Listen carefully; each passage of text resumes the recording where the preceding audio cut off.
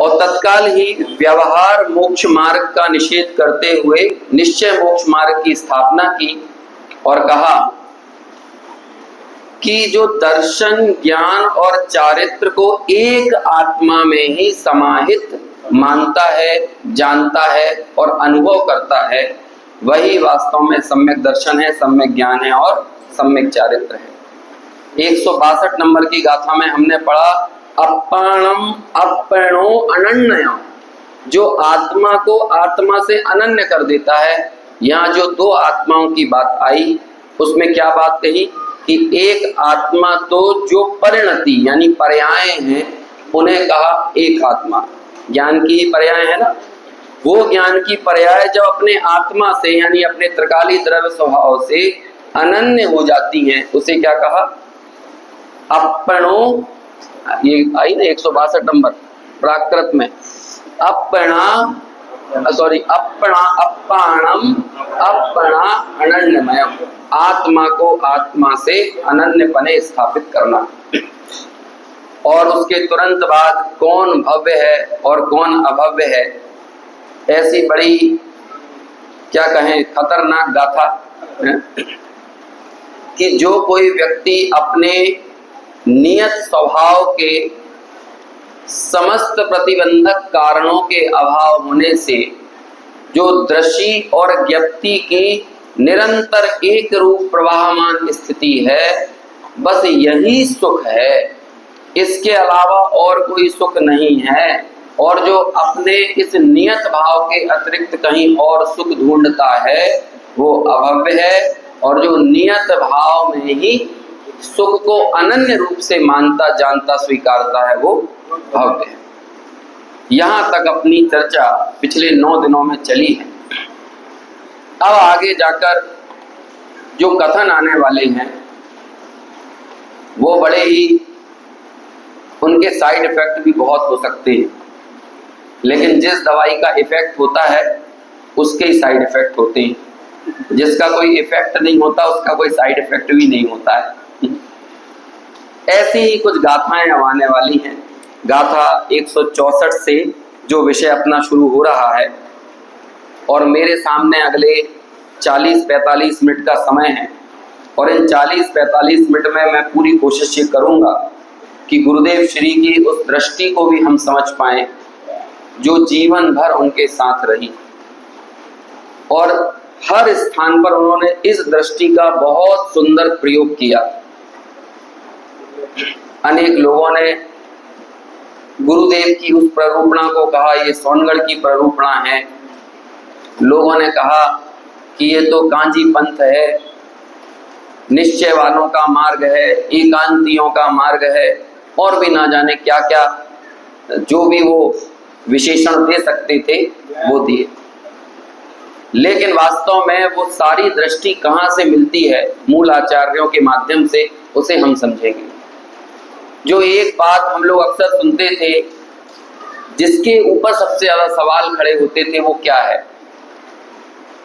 एक तो व्यवहार चारित्र से मोक्ष नहीं है, पुण्य भाव में सुख का अंश नहीं है, अथवा पुण्य भाव भी राग है और संसार का कारण है, शुभ भाव में धर्म नहीं है, ऐसे ही तो कथन कहे थे ना।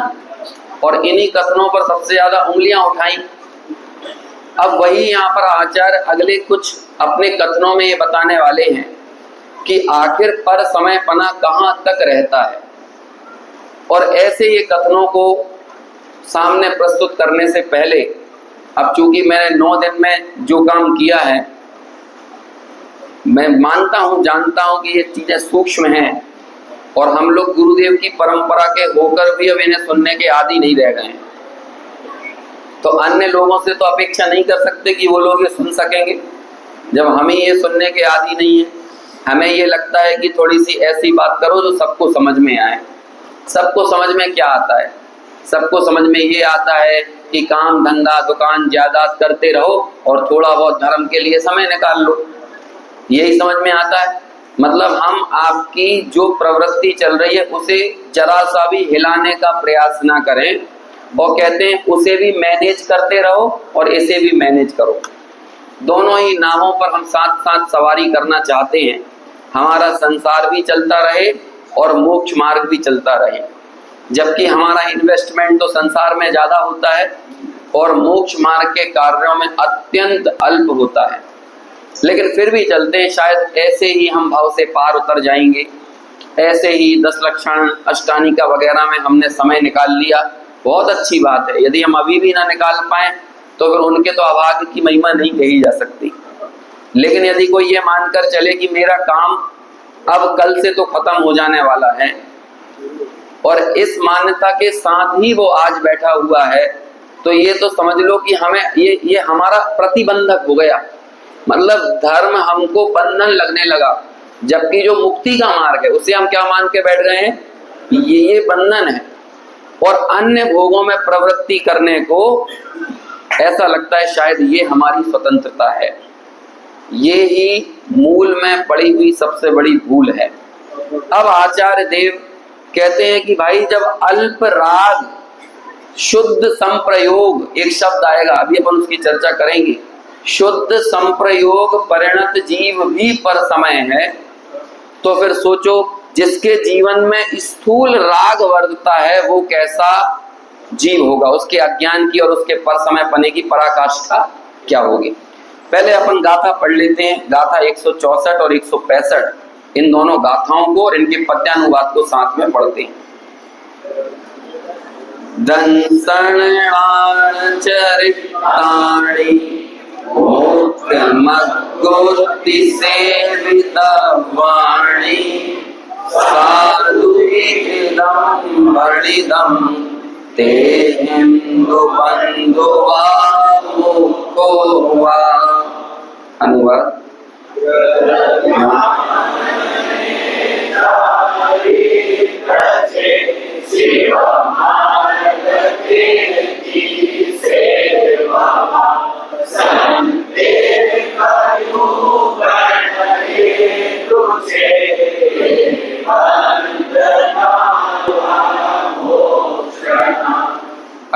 अगली गाथा और अन्नाणादोणानि यदि मन्नति शुद्ध संपयोगादो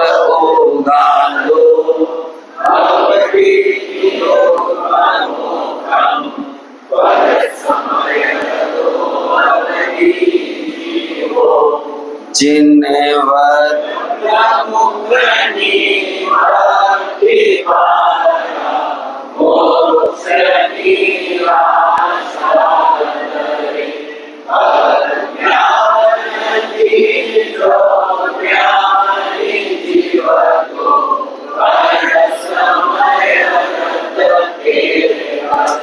एक बार और पढ़ो ये अनुवाद 165 नंबर का है ना, थोड़ा समझ के पढ़ना।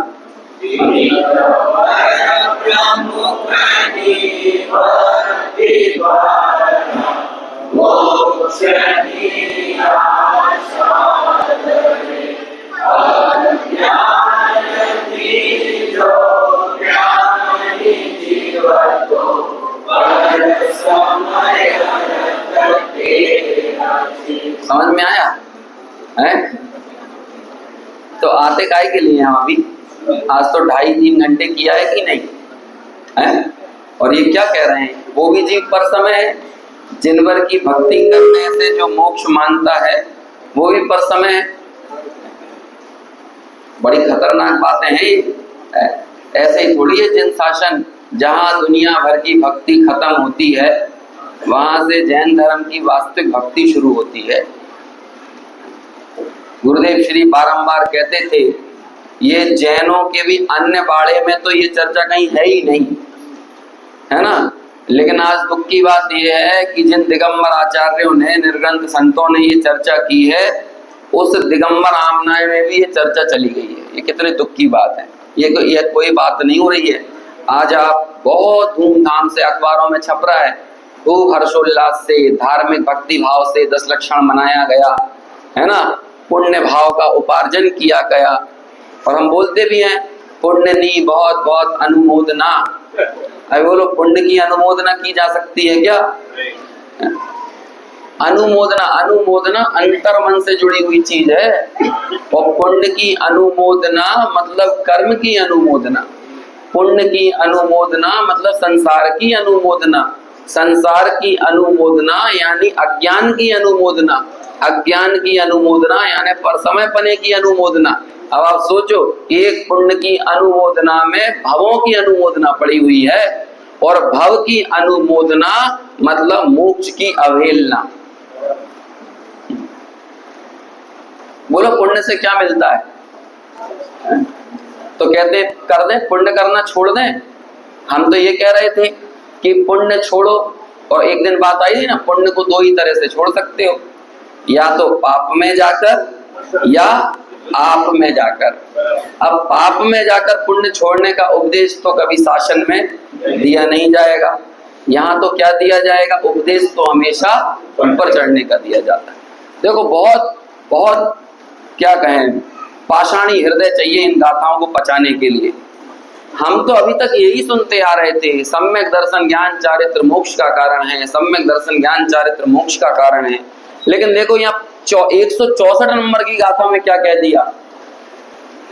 बहुत सतर्क रहना, मुझे तो पता नहीं, मुझे ऐसा लग रहा है कि मैं बोल तो रहा हूँ, लेकिन कोई आज ही आया हो, है ना, या 10 दिनों में कोई आता हो, वो कहते हैं पता नहीं क्या क्या बोलते रहते हैं।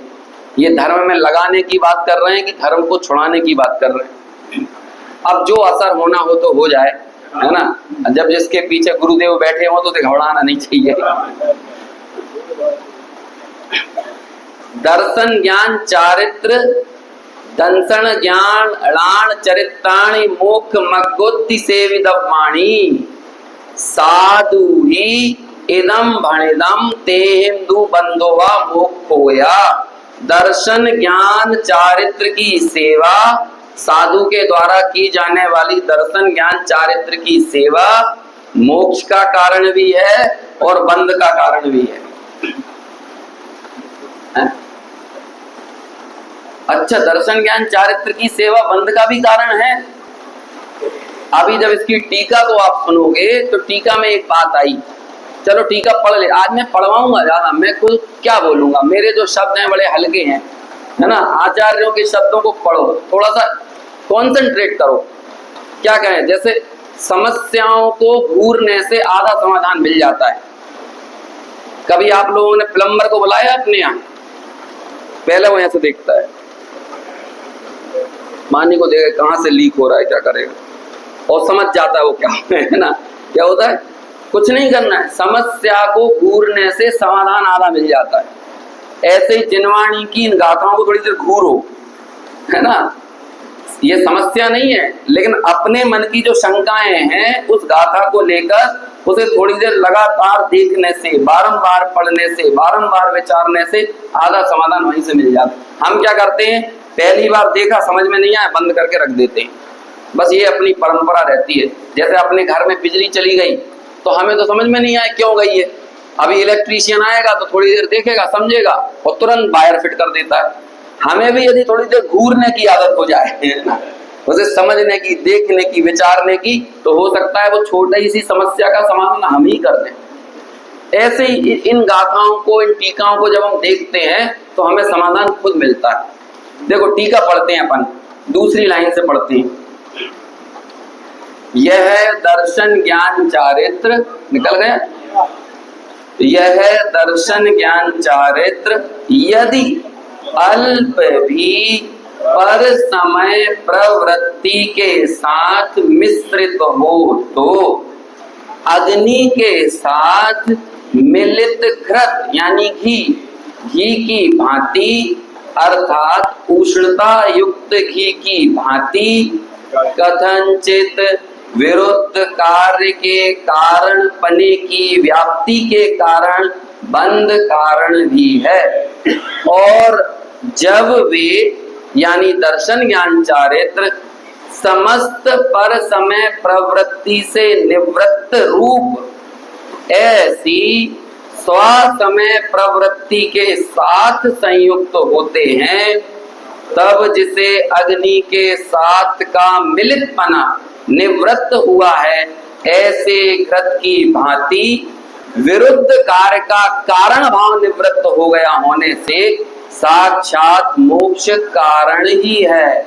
इसलिए स्वसमय प्रवृत्ति नाम का जो जीव स्वभाव में नियत चारित्र उसे साक्षात मोक्ष मार्ग पना घटित होता है।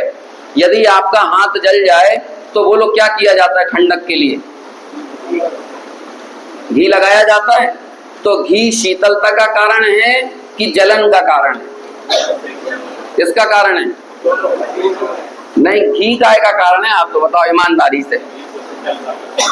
शीतलता का कारण है। लेकिन यदि वही घी थोड़ा सा गर्म हो तो क्या करेगा? वो ठंडा नहीं करेगा बल्कि क्या करेगा? और जला देगा। उष्णता हो गया घी का पर संयोग, और उस पर संयोग से युक्त वो घृत भी क्या बन गया? शीतलता का कारण ना रहकर जलन का कारण बन गया। तो अब कोई मान के चलो उस घी से जल गया, तो बोलो वो घी से जला है कि उष्णता से जला है? और ऐसा में छोटे बच्चे होते हैं ना, वो कहते हैं दूध का जला छाछ भी फूक फूक कर पीता है, बोलते हैं कि नहीं? तो ऐसे ही कोई छोटा बच्चा हो जो दूध से जल गया हो या घी से जल गया हो, तो अगली बार वो किसी और चीज से जला हो और उसकी माँ घी लगाने आएगी तो वो हाथ पीछे खींचेगा, क्या बोलेगा? नहीं, ये तो जला देता है, ये तो जला देता है। अब आप बताओ जलाता कौन है, घी या घी में पड़ी हुई उष्णता? ऐसे ही कहते हैं दर्शन ज्ञान चारित्र यदि अल्प भी राग मिश्रित हो तो वो क्या कराएंगे?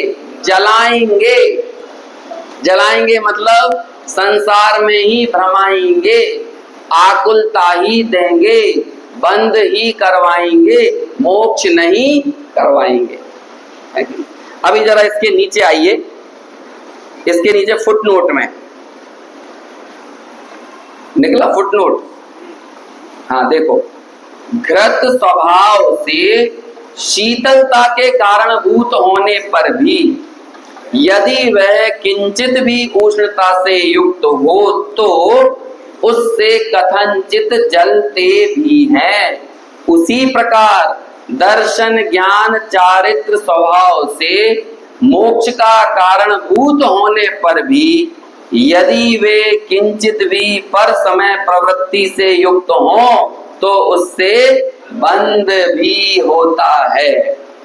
मतलब वो अल्प मात्र राग भी, अरे आपको आचार्य राग से पूर्णता में मुक्त करना चाहते हैं, आचार्य आपको विकल्पों से पूर्णता मुक्त करना चाहते हैं। ऐसा थोड़ी करेंगे कि विकल्प की कणिका आपके भीतर छोड़ दें और कहेंगे चलो ठीक है मैक्सिमम विकल्प तो चले गए ना, अभी थोड़े से विकल्प रहने दो। वो कीमोथेरेपी की जाती है, कितनी बार की जाती? एक बार करके छोड़ देते हैं, 2 बार 3 बार 4 बार। कहते हैं जब तक उसका बिल्कुल थोड़ा सा भी कतरा विद्यमान हो, क्योंकि यदि उसका थोड़ा सा भी अंश रह गया वो वापस कैंसर में बदल जाएगा। ऐसे ही चाहे वो भेद का विकल्प हो, चाहे वो पुण्यबंध का शुभ राग का विकल्प हो, यदि वो विकल्प जरा सा भी रह गया आपको पता नहीं चलेगा कि वो कब अशुभ राग में बदल जाएगा।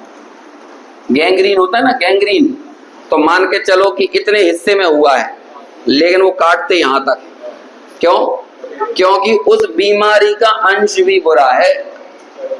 हमें विकल्पों के प्रति उपादेय बुद्धि क्यों वर्तती है? हमें राग के प्रति उपादेय बुद्धि क्यों वर्तती है? हम ये बंटवारा क्यों कर रहे हैं कि जिस काल में, अभी यही बात में तो लोगों को सवाल खड़े हो जाते थे, गुरुदेव यदि 6वें 7वें गुण स्थान में वर्तने वाले राग को बंद का कारण, संसार का 6वें गुण स्थान के राग को बंद का कारण कह दें तो लोगों को बुरा लगता है।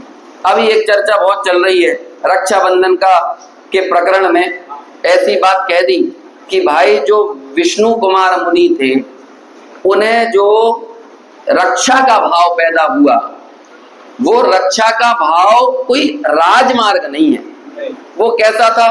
एक काल विशेष से बरतने वाला अपवाद मार्ग है। और उस रास्ते को अपनाने का खेद विष्णु कुमार मुनि को खुद भी था। यदि उन्हें खुद खेद है, वो खुद प्रायश्चित ले रहे हैं, और हम सब लोग उस राग को जस्टिफाई करने में लगे हुए हैं। हम कह रहे हैं नहीं, आप विष्णु कुमार मुनिराज पे उंगली उठा रहे हो। अरे कौन उंगली उठा रहा है विष्णु कुमार मुनिराज पे? हम तो रक्षाबंधन की कथा के दिन उन विष्णु कुमार मुनि को याद कर तो रहे हैं। हम कह रहे हैं ना, उस एक दिन के हीरो तो विष्णु कुमार मुनि ही हैं, लेकिन 365 दिन के हीरो अकंपनाचार्य हैं। समझ में आया कि नहीं? क्यों? क्योंकि जो उपसर्ग के काल में भी कहां पर रमण कर रहे हैं? अपने आत्मा में। हमें वो यदि अकंपनाचार्य की आत्मवृत्ति ना दिखे, आत्म स्थिरता, नियत स्वभाव में स्थिरता ना दिखे, और हम वो जो रक्षण के भाव को, जो कि अपने मूल मार्ग का उल्लंघन करके अपनाया गया, और उस मार्ग के प्रति उन मुनिराज को खुद खेद बरत रहा है, और हम उसे क्या कह रहे हैं? सही साबित करने जा रहे हैं। हम ऐसा क्यों कर रहे हैं? क्योंकि हम प्रथमानुयोग से उन कथाओं को निकालते हैं जिसके माध्यम से हम अपने राग की भी पुष्टि कर पाए।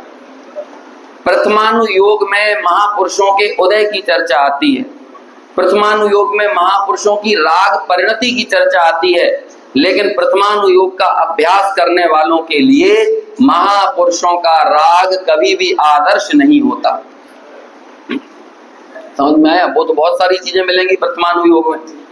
हम लोग देखो क्या देखेंगे कि 700 वर्षों का कोढ़ गंधोदक लगाते ही चला गया, तो अभी क्या करेगा आदमी? गंधोदक से नहा ही लेगा पूरा, जैसे घर से ढाई से नहा के ना आता हो। तो आपको ये चमत्कार दिख रहा है कि वो कोढ़ चला गया गंधोदक से, लेकिन उस कोढ़ के काल में जो आत्मस्थिरता बनी हुई थी, उस कोढ़ के काल में उन्हें स्वयं को ये भाव नहीं आ रहा कि मैं इस कोढ़ को दूर करूं।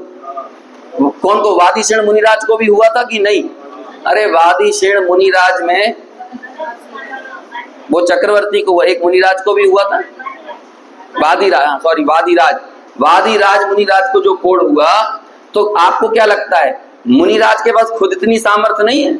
धूल को छू दें तो सोना बना दें, लेकिन उनका ध्यान ही नहीं जा रहा इस तरफ। अनेकों रिद्धियां प्रकट हो जाती हैं, क्योंकि उन्हें ये कार्य उपादेय जान नहीं पड़ता। लेकिन हम वो सारी राग परिणतियों को चुन चुन कर लाते हैं और उन्हें सही साबित करते हैं, और अपने धर्म में फिट करके अपन भी चमत्कार दिखाने लगते हैं। किसी को चैतन्य का चमत्कार नहीं दिखता कि अनेक गेयों को जानने के बावजूद भी ये ज्ञान गेयों में मिश्रित नहीं होता। ये चमत्कार किसी को नहीं दिखता, लेकिन धूल से धूल का काम हो जाए तो ये चमत्कार सबको दिखने लगता है। बताओ, यहां कह रहे हैं भाई वो अल्प राग भी यदि दर्शन ज्ञान चारित्र के साथ भी वर्तन कर रहा है, तो वो राग भी कैसा है? वो भी बंध का कारण है, वो भी मुक्ति का कारण नहीं है। इस तरह से अल्प राग की यहाँ पर बखैया उधेड़ी गई। और फिर आगे वाली गाथा में और आगे बढ़ के कहते हैं क्या? शुद्ध संप्रयोग। ये वाला शब्द मैं बार बार 1-2 दिन से बोल रहा हूं, ये क्या है शुद्ध संप्रयोग? देखो टीका में इसका अर्थ दिया है, 165 नंबर की गाथा, और उसकी टीका में सिद्धि के साधन भूत मिल गया। अभी पहले मैं आपके सामने पूरी पिक्चर क्लियर कर दूं, फिर मुझे जो कहना है वो कहूंगा। हालांकि मुझे जो कहना है वो व्यूज हैं, है ना, और इसमें जो दिया हुआ है ना वो मूल तथ्य है, आगम की बात है। हम लोग वाचना, ये शब्द है ना, वाचना, आचार्यों की बात को उसी मूल भाव के साथ वाचो, वो कहलाती वाचना। अब इस वाचना में मैं कुछ उदाहरण जोड़ देता हूँ, कुछ दृष्टांत जोड़ देता हूँ, कुछ अपनी शैली में अपने औदैहिक भावों के अनुसार कुछ इधर उधर की बातें कर देता हूँ। ये वाचना नहीं है। समझ में आया? हमें लेकिन वाचना की आदत नहीं रही है। हमें व्याख्यानों में भी क्या कहें, शुद्ध संप्रयोग नहीं, अशुद्ध संप्रयोग भी आने की आदत पड़ गई है कि उस चर्चा के बीच में दुनिया की बात कितनी आती है। जमाने बाहर भी हम दुनिया जमाने की बात सुनना चाहते हैं, और यहाँ आकर भी वही दुनिया जमाने की बात सुनना चाहते हैं। देखो क्या कहते हैं, शुद्ध संप्रयोग किसे कहते हैं? सिद्धि के साधन भूत ऐसे अरहंतादि भगवंतों के प्रति भक्ति भाव से अनुरंजित चित्त वृत्ति, उसे यहाँ शुद्ध संप्रयोग है। क्या है? क्या? कौन के प्रति भक्ति? अरहंत आदि के प्रति भक्ति। लेकिन ये तो सिद्धि के साधन भूत है ना, पहले ये भी तो लिख रहे हैं। सिद्धि, इनके माध्यम से हमें सिद्धि होती है कि नहीं। लेकिन वो जो साधन थे, अब वो बार बार उस बात को याद करो, साधन कभी भी उपादेय नहीं होते, साधक भाव कभी भी उपादेय नहीं होता, साधक भाव के प्रति कभी भी चित्त में आदर का भाव नहीं होता ज्ञानी के। और जिसके चित्त में साधक भाव के प्रति आदर का भाव पड़ा हुआ है वो वास्तव में साधक ही नहीं है। जटिल जटिल टिपिकल शब्द हो जाते हैं, है ना, लेकिन क्या करें, अभी बात तो यही ऐसा ही है ना, समझना तो यही पड़ेगा। सूक्ष्म है तो सूक्ष्म है ना। सूक्ष्म वास्तव में क्या है, सूक्ष्म वो है जहां हम अपने उपयोग को ले जाना नहीं चाहते, इसलिए वो सूक्ष्म है। यदि हम अपने उपयोग को यहाँ पर ले जाना चाहें तो ये बात स्थिर रहेगी। समझ में आया कि नहीं। अब आज गुरुदेव भी इसलिए बार बार कहते थे, है ना, बात सूक्ष्म छे, सूक्ष्म बार बार। क्यों? क्योंकि लोगों को बाहर का उपयोग से हटाकर यहाँ लगाना चाहते थे, इसलिए उन्हें ये कहना पड़ता। वो सूक्ष्म है ये बात। अब ये देखो क्या कह रहे हैं ये आचार्य कुंद तो सीधे क्या बोलते हैं, पर समय रदो हवनि जीवो। देखो प्राकृत गाथा में क्या लिखा, ऐसा जीव वो पर समय रत ही है, लेकिन अमृत चंद्राचार्य थोड़े से फ्लेक्सिबल हो जाते हैं और क्या कहते हैं, ये सूक्ष्म पर समय की चर्चा है। क्या कहते हैं, सूक्ष्म पर समय की। तो ये तो सूक्ष्म पर समय हुआ, तो स्थूल पर समय कौन हुआ, जाड़ा पर समय, है ना, जो जाड़ा है एकदम गाढ़ा और जाड़ा जो भी कह लो आप, ऐसा पर समय, ऐसा अज्ञान क्या है। देखो इसी गाथा की नीचे आइए आप, हाँ ये 242 पेज पर नीचे जो फुटनोट दिया ना, सबसे नीचे 6 नंबर में आइए, 6 नंबर निकल गया। अभी आप सुनिए, कनेक्शन अपन बाद में जोड़ेंगे, है ना। मुझे लग रहा है कि मैं पढ़ ज्यादा रहा हूं और अपनी बात कुछ बोल नहीं रहा हूं, और आप लोग तो जुड़ते उससे ही हो जब मैं अपना बोलता हूं। निकल गया 6 नंबर। इस गाथा की श्री जय सेनाचार्य देवकृत टीका में इस प्रकार विवरण है कि कोई पुरुष निर्विकार शुद्धात्म भावना स्वरूप परमोपेक्षा संयम में स्थित रहना चाहता है, परंतु उसमें स्थित रहने की अशक्त वर्तता हुआ, मतलब निरंतर कहां नहीं रह पा रहा वो, शुद्धात्म भावना, परम उपेक्षा संयम। परम उपेक्षा संयम उसे कहते हैं जहां पर किंचित मात्र भी राग आदि करने का विकल्प ना उठे, वो कहलाता है परमोपेक्षा। सबकी उपेक्षा, सारे अशुभ भावों की उपेक्षा और सब शुभ भावों की भी उपेक्षा। अब वो चाहता तो यही है कि मैं शुद्धात्म भावना में स्थिर रहूं, शुद्धात्म भावना में स्थिर रहूं, लेकिन नहीं टिक पा रही वहां पर परिणति।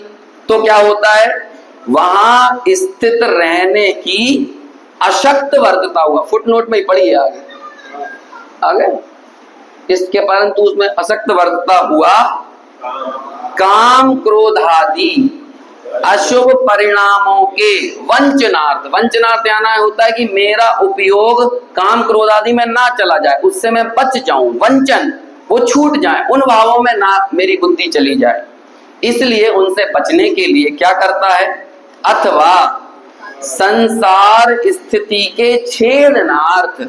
उसे छेदना तो क्या है, संसार को ही छेदना। उसकी ये अंतर की जो वृत्ति है वो एक क्षण के लिए भी नहीं रुकी। अंतर में तो यही माना है कि मुझे रहना तो कहाँ है, शुद्ध, क्या कहते हैं वो आया ना, शुद्धात्म भावना रूप, मुझे ऐसे ही परिणत होना है।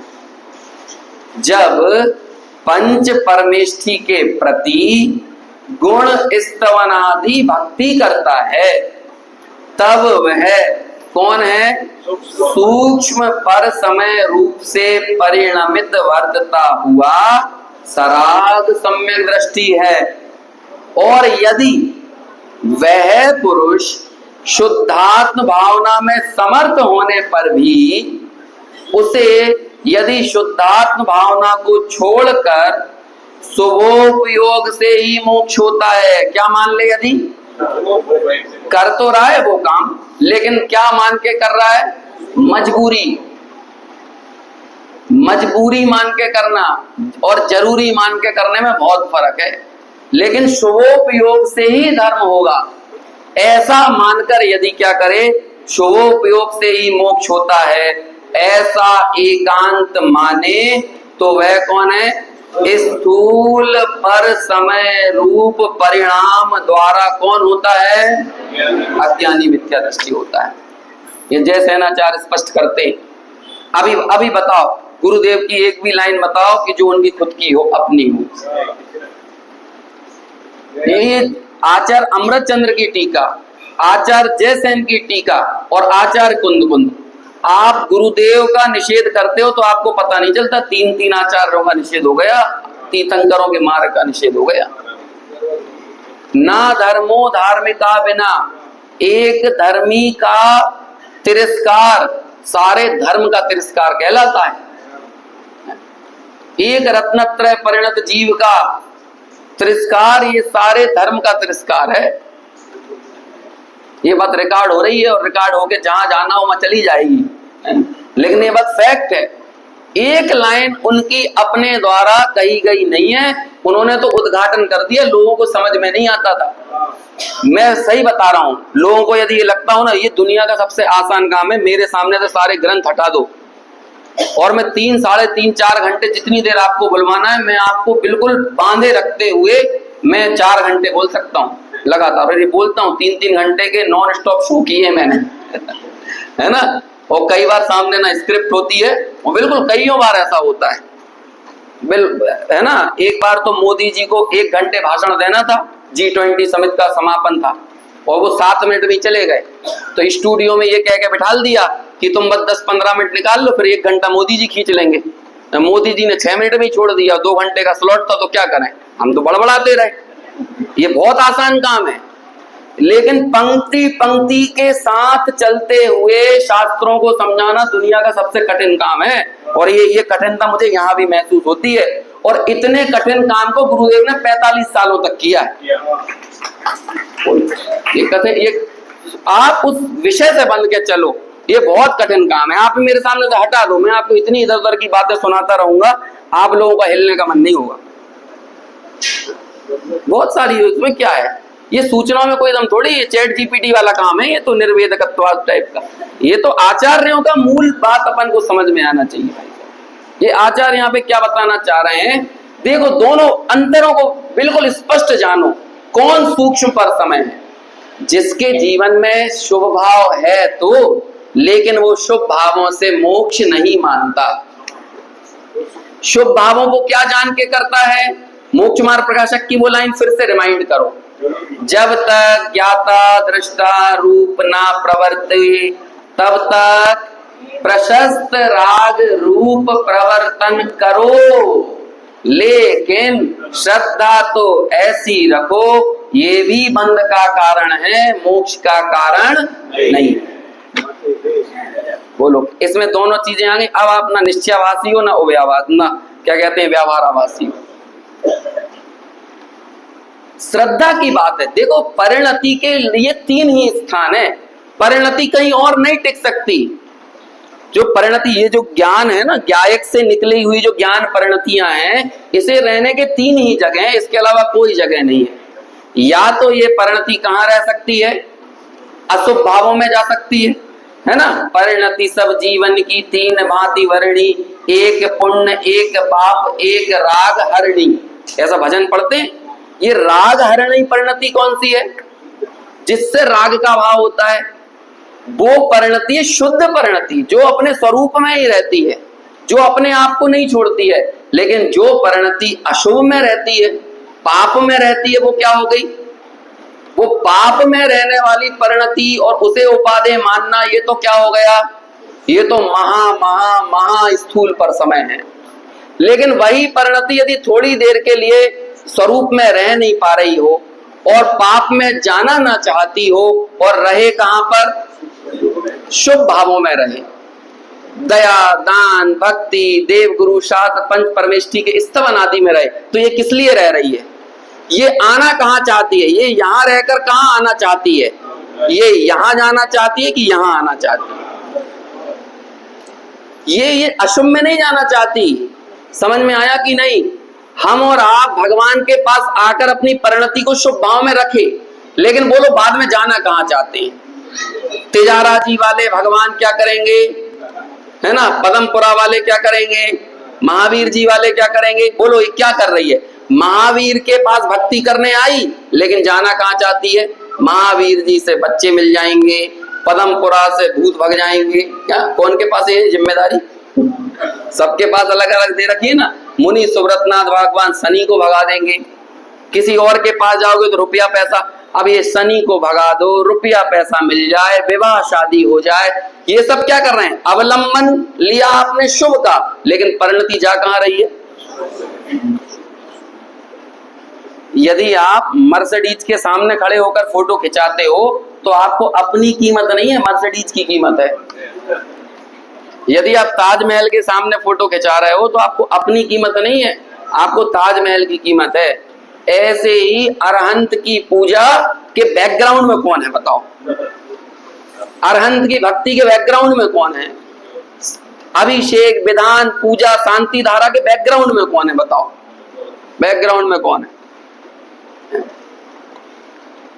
बीमार आदमी मुंबई के टाटा मेमोरियल में भर्ती है और कुंडलपुर में शांति धारा कर दो तो यहाँ पर टाटा मेमोरियल का आदमी सही हो जाएगा?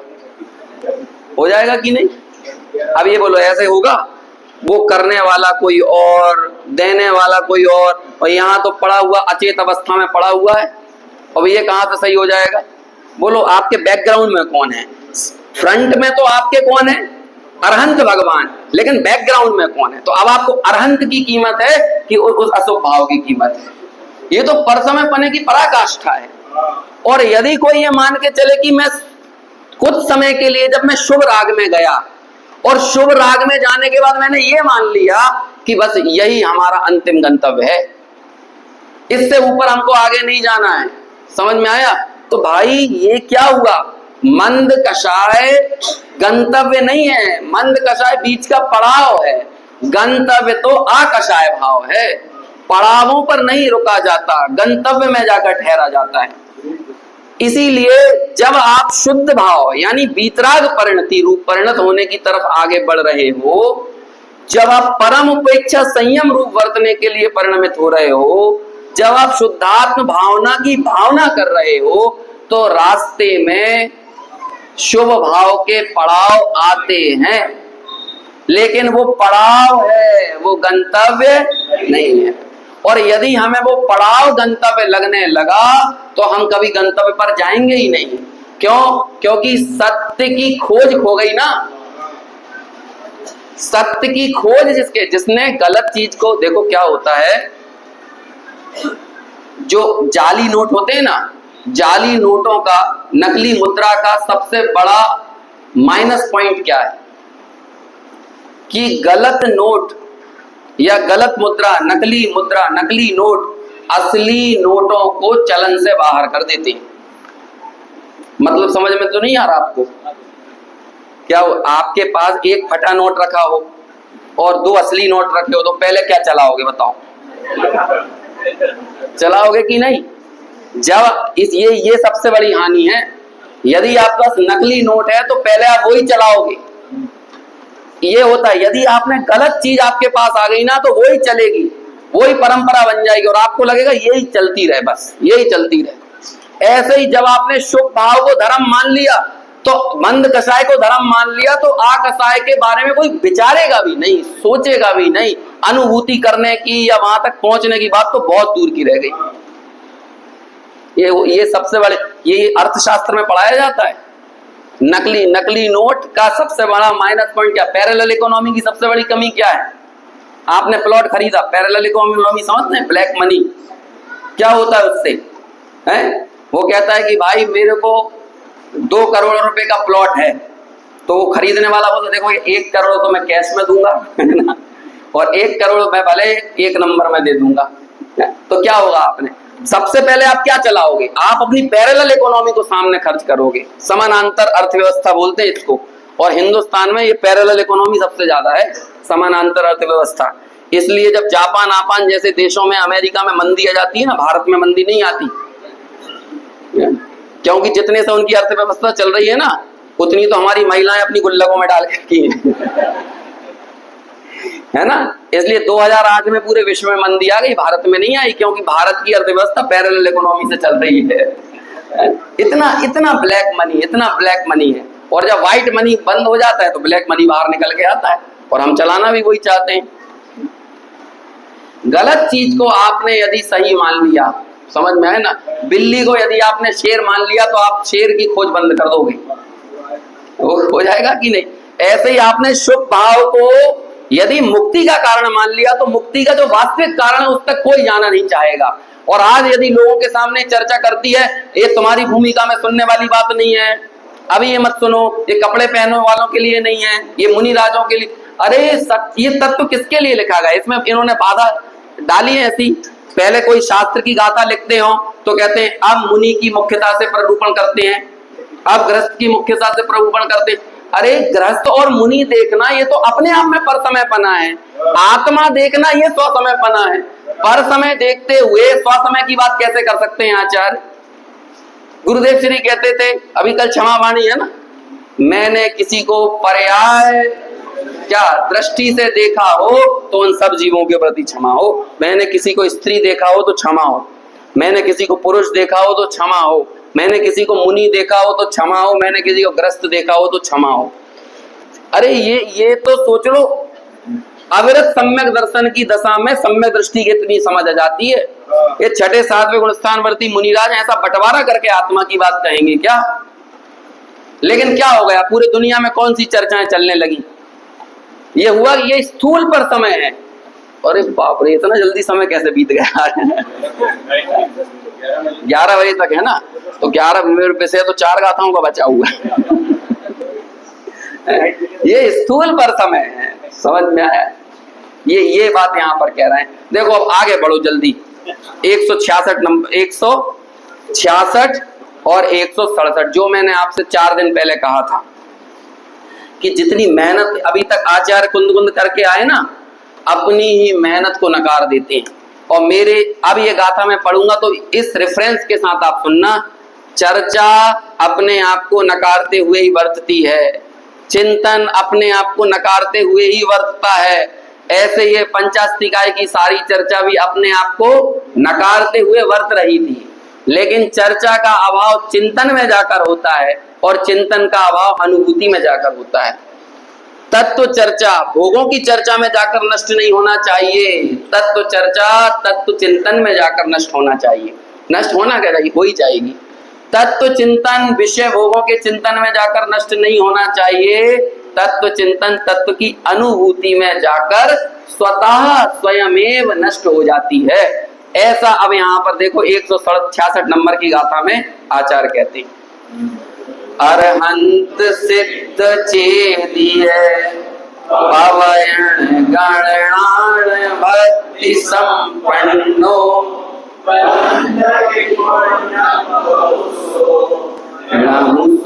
कम गुणदी। अनुवाद, जिन सिद्ध प्रवचन चैत्य मुनि गण ज्ञान भक्ति करे, पूर्ण मंडल गणों पण कर्मणो क्षय ना करे।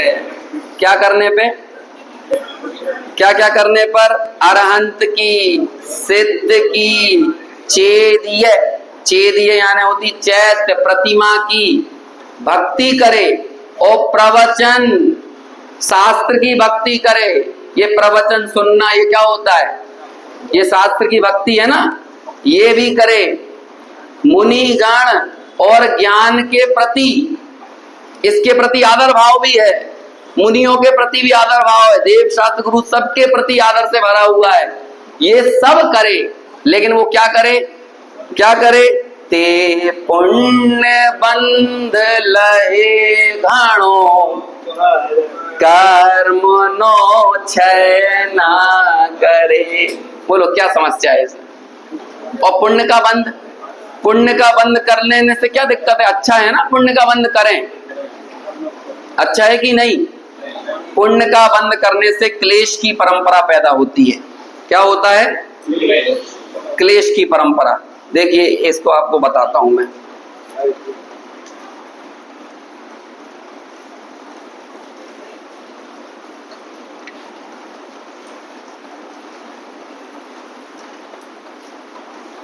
एक जगह इसी में आया है आगे मेरे हिसाब से,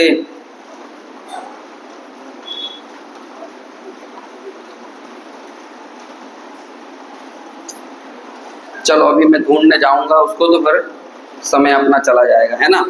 इसी में आगे कहीं आया है, जय सेनाचार्य की टीका में ये बात आई है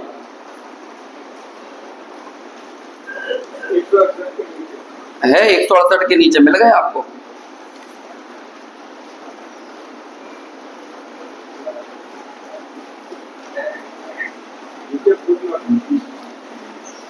एक 168 के नीचे निकालिए फुटनोट में, मेरे को इसमें तो नहीं दिख रहा। क्लेश की परंपरा को पैदा करता है ये भक्ति आदि के परिणाम से स्वर्ग आदि की क्लेश की परंपरा पैदा होती है, ऐसा करके लिखा हुआ है ना। नहीं इसमें नहीं है, वो मूल वही शब्द आया है, या तो आ गया क्लेश।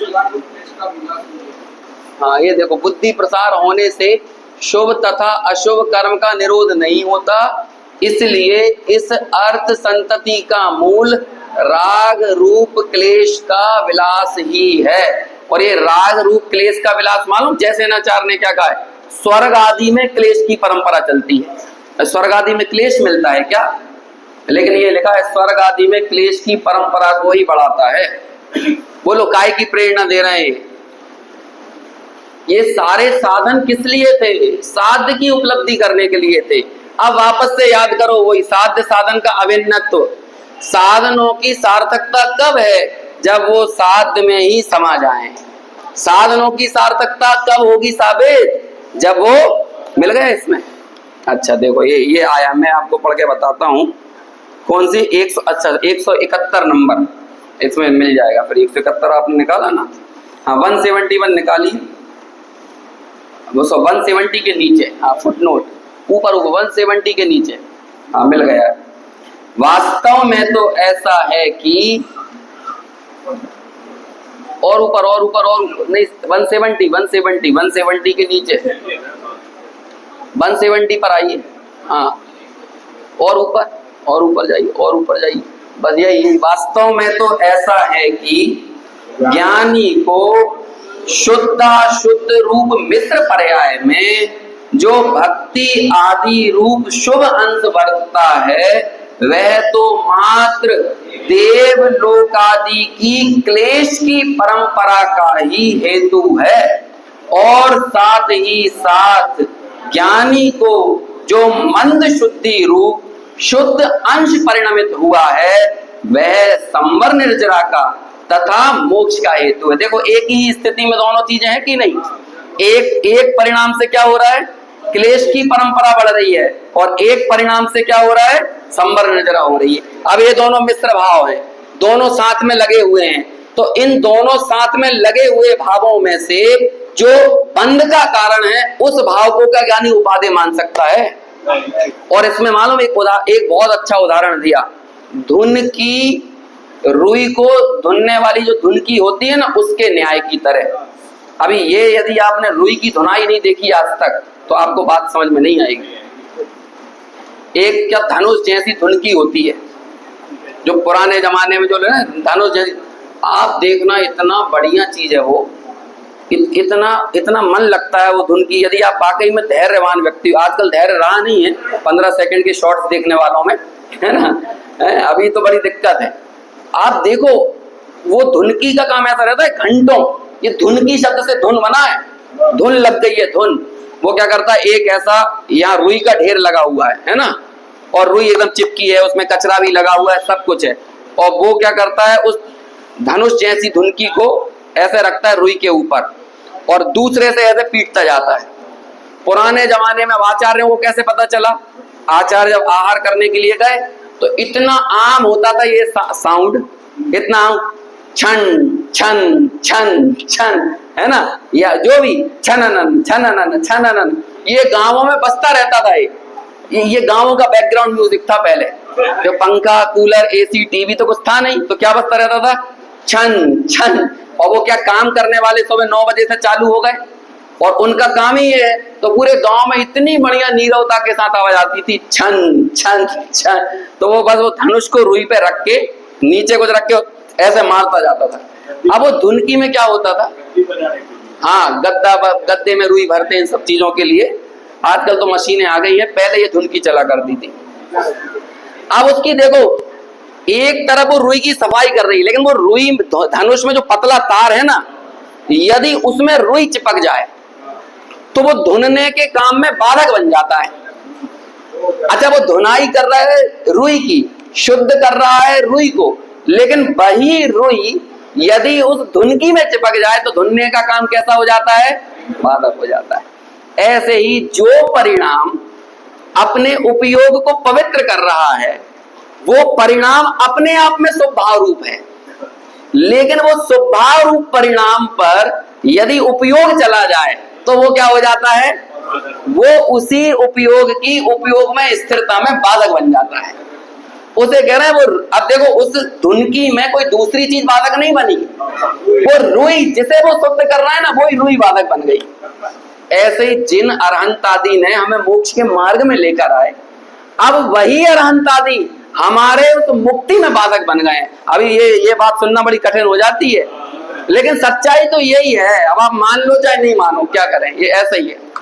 बड़ा धैर्य का काम है। 5-5 घंटे तक छन छन छन छन चलती है, तब जाके काम होता है। मूर्ति बनती है तो देखना कभी मूर्ति बनाने वालों को, ऐसे ये आपके मंदिर बनते हैं तो उसमें वो करता है ऐसे धीरे धीरे धीरे धीरे। आप लोग उसे देखने में बोर हो जाओगे, लेकिन वो व्यक्ति उसे करने में बोर नहीं होता है। क्यों? क्योंकि उसे उस कला के प्रति आदर और एक प्रसन्नता का भाव है। उसे लगता है अपना कार्य। क्या लगता है? ये अपना कार्य। कभी गाने वालों को देखना, बांसुरी बजाने वालों को देखना, कोई भी, वो आप रियाज करने वालों को देखना, जी आपको जो गाने गाते हुए सामने मिल जाते हैं ना, ये तो बरसों की रियाज का फल है। वो ऐसे आ आ आ करता रहेगा, 2 घंटे उसने आ करने भी निकाल दिए। आप देख नहीं सकते उसको, वो करता है। सोच रहे, इसे बोलते हैं उसके प्रति लगन। ऐसी धुन चाहिए। और हमारे पास तो धैर्य नहीं है घंटे भर बैठ के प्रवचन शास्त्रों को पढ़ लेने का, व्याख्यानों को सुन ले, इतना धैर्य नहीं है। बहुत धैर्य का काम है, तुरंत फुरत का काम नहीं है। यदि आप, अरे क्या बताएं, आप प्रवचन सुनने के लिए आ गए और आपके दिमाग में इतना सा विकल्प उठ आए कि मैंने जो दूध गर्म करने के लिए रखा था वो गैस बंद करी है कि नहीं करी है, पूरे प्रवचन में आग लगा देगा वो विकल्प।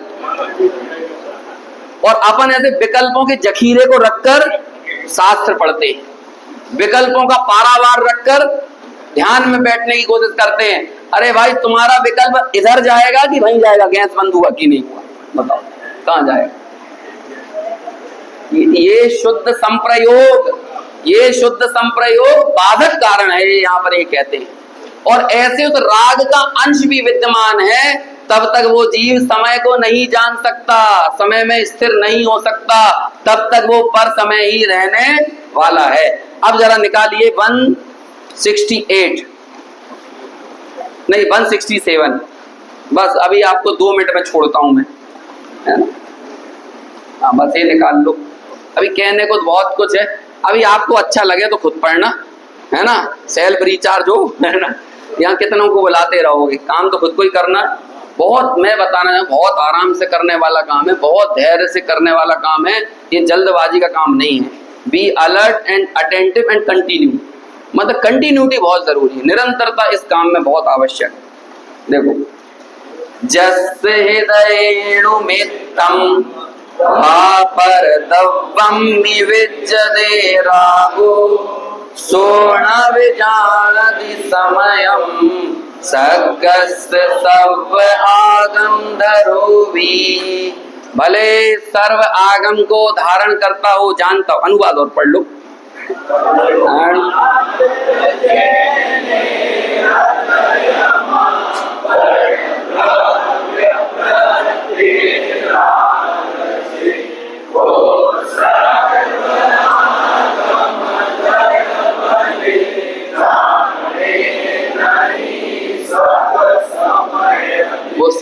नहीं जानता। अणु से छोटा कुछ कह सकते थे आचार्य, यदि कुछ होता ना तो वो कहते, लेकिन अणु से छोटा है नहीं ना, तो इसलिए वो कहा अणु मात्र भी राग हो, है ना। जब तक मैं ये बात कर रहा हूं आप 239 प्रवचन सार निकाल सकते हैं, है ना। अणु मात्र भी यदि राग आदि का सद्भाव पड़ा हुआ है, क्या कहते हैं, वो सर्व आगम धर भले हो, सब आगम को धारण किया हो, सब जान रहा हो। सर्व आगम धर का मतलब होता है 11 अंग 9 पूर्व तक जितनी मिथ्या दृष्टि की जानने की अंतिम सीमा है, वो व्यक्ति सब जान लेगा, लेकिन वो स्व समय को जानने में कभी भी समर्थ होने वाला नहीं है। अणु मात्र भी राग। अब बोलो वो शुद्ध संप्रयोग वाला हो, मतलब अरहंतादि की भक्ति के वाला राग हो, कि विषय भोगों वाला हो। अरे विषय भोगों की तो बात ही नहीं हो रही यहाँ पे, वो तो बहुत पहले छोड़ के आ चुके हैं। यहाँ पर तो आत्म स्थिरता में जो कारण बाधक बन सकता है, यहाँ उसकी बात करना है। निकल गया, थोड़ा सा ऊपर करिए, पढ़िए अभी।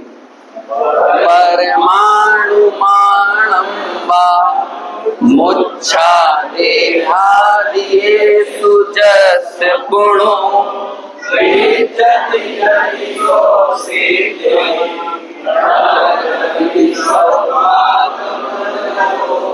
अनुवाद भी पढ़ लेते इसका। अणु मात्र पण मूर्छा तणो सद्भाव जो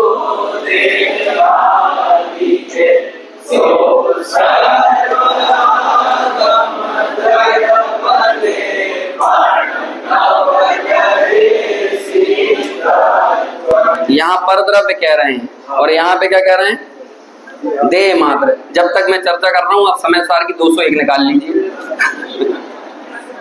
वो सर्व आगम धर भले हो, यहाँ पर द्रव्य में अणु मात्र मूर्छा, और प्रवचन सार में क्या कह रहे हैं, देह में परमाणु मात्र मूर्छा। बोलो परमाणु मात्र से भी छोटा कुछ हो सकता है। वो यहाँ पर क्या कह रहे हैं, वो स्व समय को नहीं जानता, क्योंकि स्व समय के जानने से सिद्धि की प्राप्ति होती है। और यहाँ पर सीधे क्या कह दिया, वो सिद्धि की प्राप्ति नहीं करता है, भले सब जान ले, लेकिन जो जानने योग्य था ना उसे अभी तक नहीं जाना। अब पढ़िए से, परमाणु मित्रयम् विहु रागादियं तु विच्यते जस्य रविसो जानति अप्पा नयं तु सब आगम धरोवि। अनुवाद।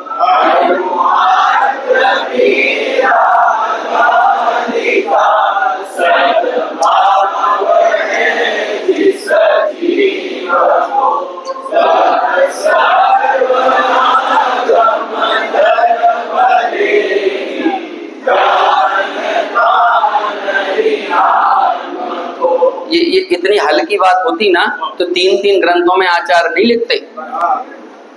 इसका मतलब विकल्प चाहे शुद्ध संप्रयोग का ही क्यों ना हो, चाहे वो परमाणु मात्र भक्ति आदि के प्रति उपादेय बुद्धि पड़ी हो, ऐसा व्यक्ति आत्मा को नहीं जानता, क्योंकि उसकी परद्रव्य में मूर्छा पड़ी हुई है। तब जाकर यदि गुरुदेव ये कहते थे तेरे कि अरहंत आदि की भक्ति पण परद्रव्य छे, तो इसमें क्या दिक्कत हो रही है।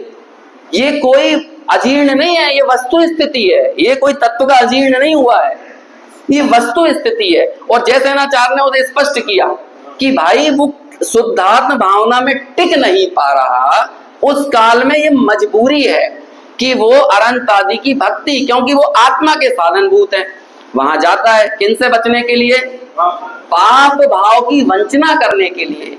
और जो व्यक्ति आत्मा को नहीं जानता वो क्या कहते हैं, वो कुछ नहीं जानता। देखो अगला लाइन पढ़ लो, नहीं जानता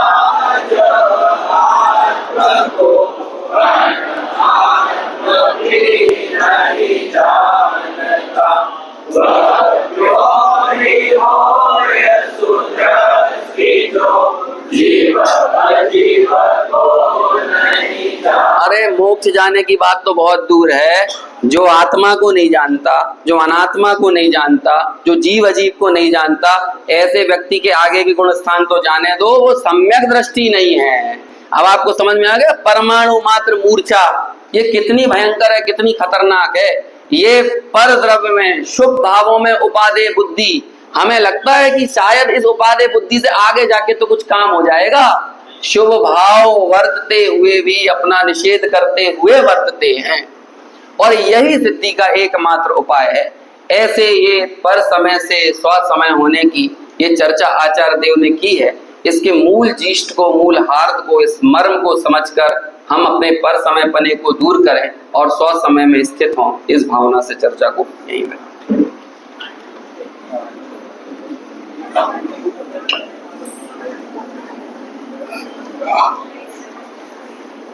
साधु कार्यक्रम सबै जति कमन जति साधक